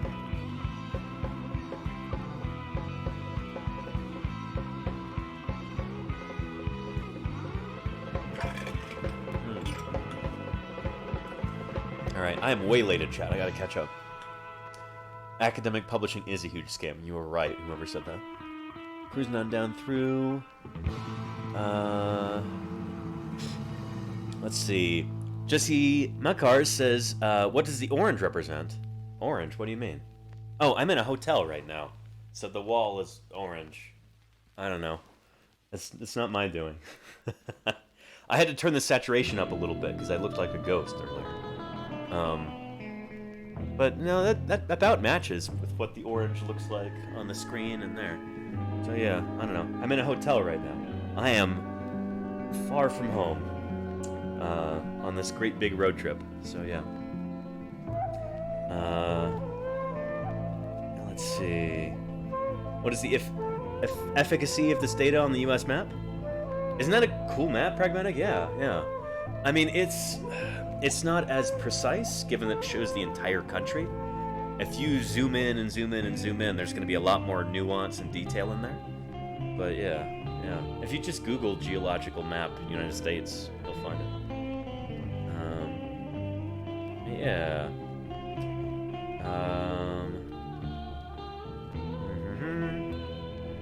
Claire says, then why did mammals develop these terrible teeth, Danny? I don't know. It worked for them at the time. That's the thing, is that the thing that you've got to understand about mammals is that mammals lived most of their time in the shadow of the dinosaurs. Mammals first show up around like 240 million years ago, something like that. About the same time as the first dinosaurs. And for like 170 million years after that, mammals were all about this big. They looked like little shrews. Yeah, here, I'll show you. Let's look up Zalamdalestes, maybe. There we go. Here you are. So yeah, this is kind of your classic Mesozoic mammal. You know, little guy looked like this. Basically, almost all of the mammals at the time looked like this. Just tiny, tiny. Hey, Boba Binks, thank you for the raid. Welcome to Paleontologizing. It's good to have you here. Boba Binks, how was your stream? I hope it was really good. Thanks for bringing your viewers here. Appreciate that. Yeah, we were just talking about Mesozoic mammals. Oh, we're talking about mammals in general. So basically, from 240 million years ago to 66 million years ago, basically all mammals looked kind of like this. Like little shrews, basically. There were no mammals on planet Earth bigger than like a loaf of bread.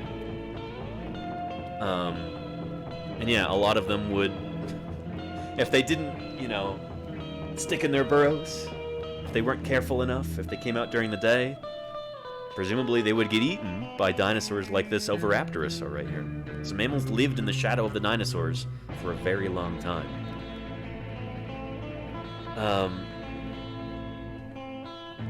And so in that time, that's like 170 million years. Dinosaurs only went extinct 66 million years ago, except for birds. Non-avian dinosaurs went extinct around 66 million years ago. We didn't come here to fight with monsters. We came here to find fossils. Oh, and the lady writes, thanks for the follow. Welcome to Paleontologizing. Man, I see the quality might be dropping here. It's not great. Again, I'm not on Wi-Fi. I'm plugged in with Ethernet right now, so it should be nice and stable. It's not. Cootie Juice, thanks for the follow. Welcome to Paleontologizing. Yeah. What were we talking about? Mammals.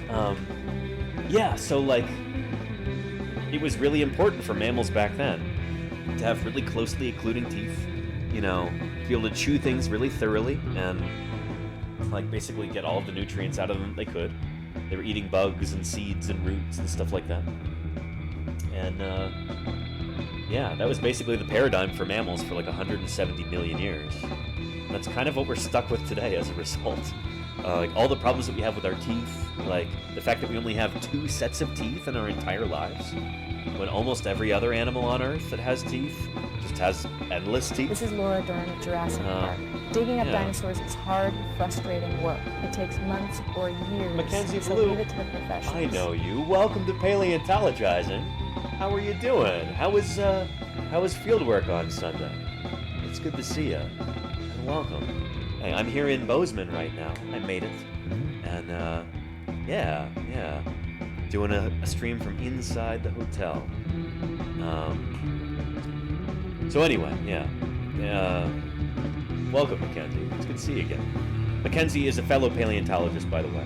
She's also worked with Denver Fowler, which is pretty cool. So, had a lot of fun talking with her at the Dino Shindig this past weekend. Now she's come to join us. Everybody welcome her, please. Cootie Juice wants to know, can you help me with a math problem? Yeah, I'm sorry, I'm terrible at math. Not my strong suit. Mathematics has always been my bête noire. What is the strongest dinosaur, Cootie Juice? It depends what you mean by strongest. Maybe a big sauropod or something? There were some dinosaurs that were just mind-bogglingly huge. I'll show you one of my favorite figures with Patagotitan. This really cool sauropod dinosaur. Check that out. Just enormous. Enormous. If any dinosaur were strongest, it would probably have to be one of these sauropods. It's kind of a silly question, but I'm trying to answer it in earnest. Yeah, I mean, check that out. Just huge. Huge.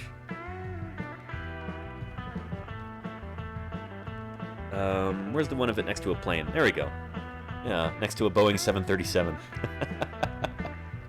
Astonishing. Yeah. So any animal that's that big is presumably going to be very strong. Just to be able to support its body weight as it walks around. And Mackenzie says, I told you I'd be watching. Now hurry up and follow me back on Instagram. Oh, I've not been on Instagram since, I don't know when, Mackenzie. I had to do that, yeah. But welcome. Good to have you here. Let's see. Interesting, nothing more variant. I did not know that. Man, those, like, famous photos always made me really, really angry. And now I guess I have even more reason to be angry. Boba Banks, you made affiliate today. Congratulations, Boba Banks. Wow. That is worthy of some celebration. Holy cow. Cheers to you, Boba Banks. We'll drink some water in celebration with you. I got an ice cube. Cootie Juice says, how did that rat turn into an elephant? Well, it turned into everything else. Not just elephants, but bats and whales and tapirs and, you know, lemurs and... Yeah, and us, you know? Yeah. It's not actually a rat. Rats are rodents, which are a very specific, kind of more derived group of mammals. I don't think rodents show up until after the extinction of the dinosaurs. But yeah, sometimes big things have very, very small beginnings. And Tempest wants to know, how did birds escape extinction? That's a great question. It seems like at the end of the age of dinosaurs, when the big asteroid hits, it's basically just the small creatures that survive. At least on land. Probably in the oceans too. Though the ocean extinctions, I don't know, the pattern is not quite as clear. Basically everything above like 25 pounds died. And there were a lot of very small birds, so they managed to survive. Smaller creatures don't require as much food. It might be easier for them to, I don't know, to shelter when you have, like, global wildfires and acid rain and, like, basically a nuclear winter kind of scenario. The small creatures are going to be the ones that end up making it through that. So yeah, there was a paper that came out just a few years ago that said that the birds that survived the extinction event, because not all of them made it, some birds went extinct. The ones that survived were the birds that could feed on things like seeds, which are kind of resilient through an extinction event. Seeds can last a long time. So it may have been seed eating that actually saved the birds, and may have indeed saved our mammalian ancestors too. So yeah. I like to say that after the extinction of the dinosaurs, you know, it was a case of the meek inheriting the earth. I don't know if there's ever been a more, you know, a more, like, perfect example of that occurring than after the KPG extinction 66 million years ago. Mammals, we chew our food, exactly. You're in Utah, very cool, Mackenzie, very cool. Yeah. And Dokido Kibaka says hi. Hello to you too. How you doing? Welcome to Paleontologizing. Could a T-Rex eat that? Could a T-Rex eat what? The little mammal or the big sauropod? No to either, because T-Rex lived at a different time and a different place from either of those animals. So it would be physically impossible for it to eat it. Yeah. How much food does that large dinosaur eat? What do you think? You think a little or you think a lot? It's definitely a lot. Yeah. Yeah. I don't really know. I don't know if anybody's done any estimates of how much a sauropod would eat in a given day, especially a big old titanosaur like that. But it would be just a tremendous amount of food, like acres of vegetation. Yeah. And hey, Phoenix, how are you doing? Yeah.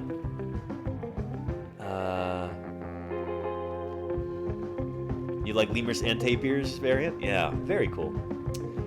Why didn't birds keep the ontogeny? Well, that's the thing, Hannies, is that, like, the fact that dinosaurs changed so much through ontogeny might have something to do with their extinction. Because dinosaurs, you know, they get very large over their lifespan. A lot of them do, at least. But they start off very small. They start off in eggs. So, you know, they're growing a tremendous amount during their lifespan. And they're occupying all these different niches and everything, and that might make them a little bit more vulnerable to an environmental cataclysm like an asteroid impact that's going to knock out a bunch of different niches.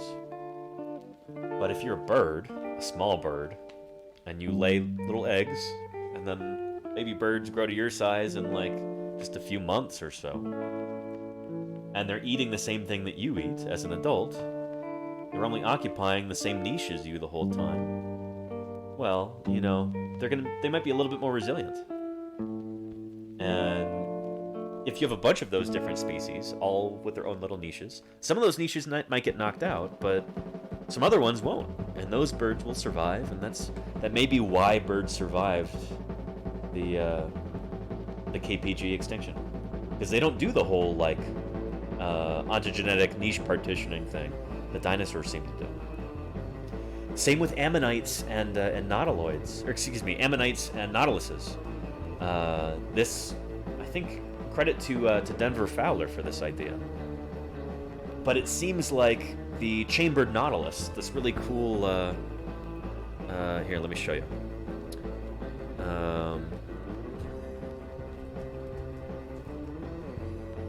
This critter that's still around today. It superficially looks like the ammonites, these really cool, like, you know, coily shelled cephalopods from the age of dinosaurs, from the Mesozoic.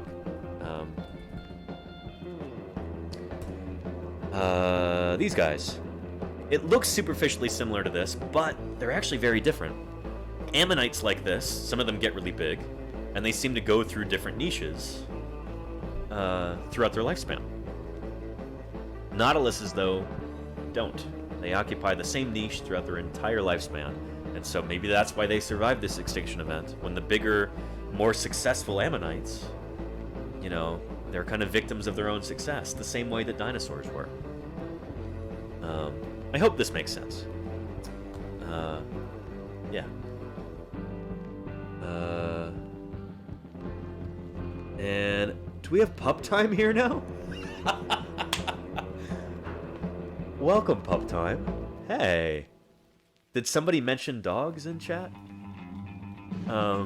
That's when pup time appears. I'm still not entirely sure if pup time is mostly a bot, or mostly an active user, or some hybrid of the two, but it is great to have you here, pup time. I don't know if you can hear me right now. But, yeah. Man, I am honored. I'm honored.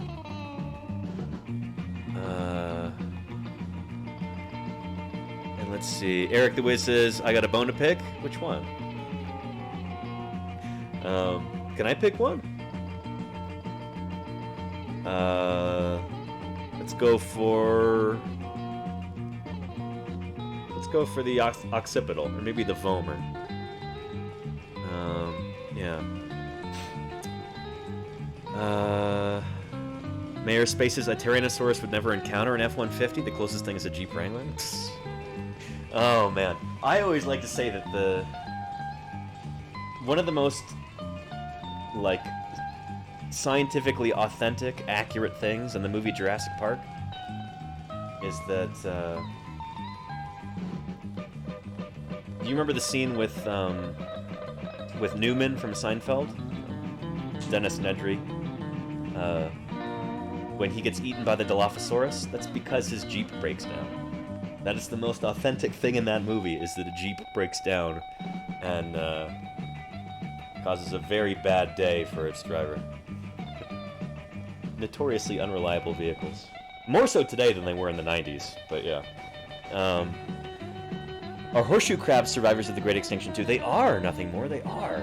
I think horseshoe crabs might even go back to the Permian period. They may have survived Earth's 2 worst mass extinctions. And Pup Time, thank you for the follow. Welcome to Paleontologizing.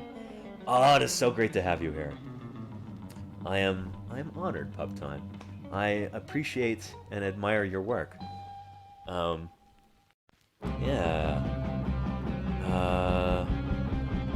An ecosystem with sauropods would need a lot of growth. Exactly, Hannies. Yeah, yeah. Let's see here. Very cool. Wow, I made it down to the bottom of chat. That's... I didn't know that was going to happen. Let me check on some more fossil news and we'll see if there's more stuff to discuss. Again, I haven't really had time to look through some of this stuff yet.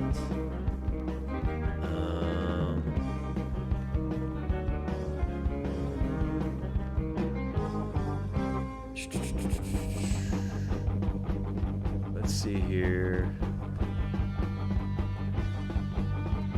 Hang tight, everybody. I'm just kind of vetting some of these articles. This is interesting.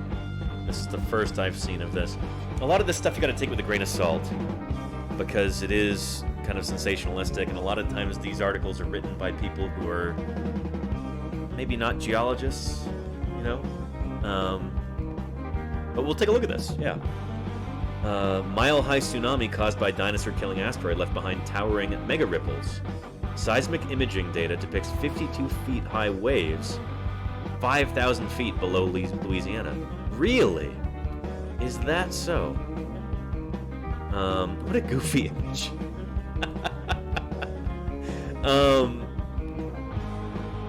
This looks like a nuclear mushroom cloud right here. I don't...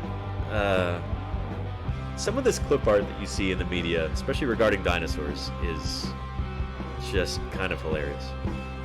Alright. So the article starts, some 66 million years ago, a huge space rock about the size of Manhattan slammed into Earth near the Yucatan Peninsula. It's funny, they say the size of Manhattan. I usually say the size of San Francisco.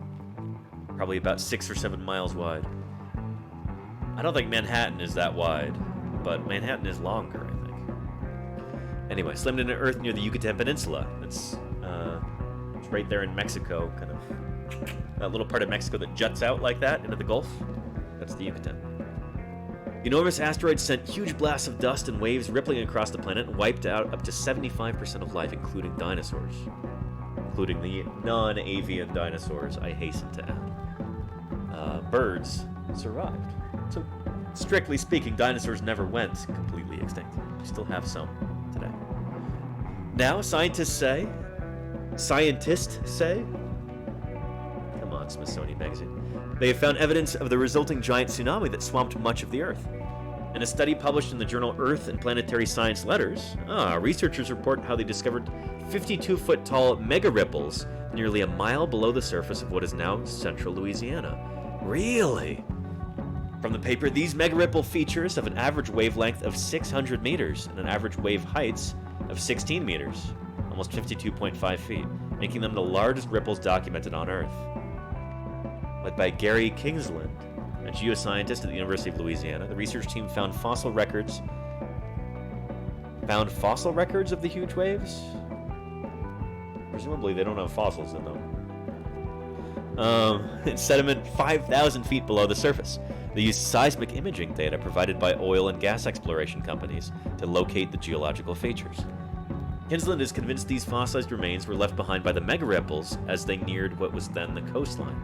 At the time, the area was about 200 feet below the surface of the ocean, he tells Akila Raghavan of Science Magazine.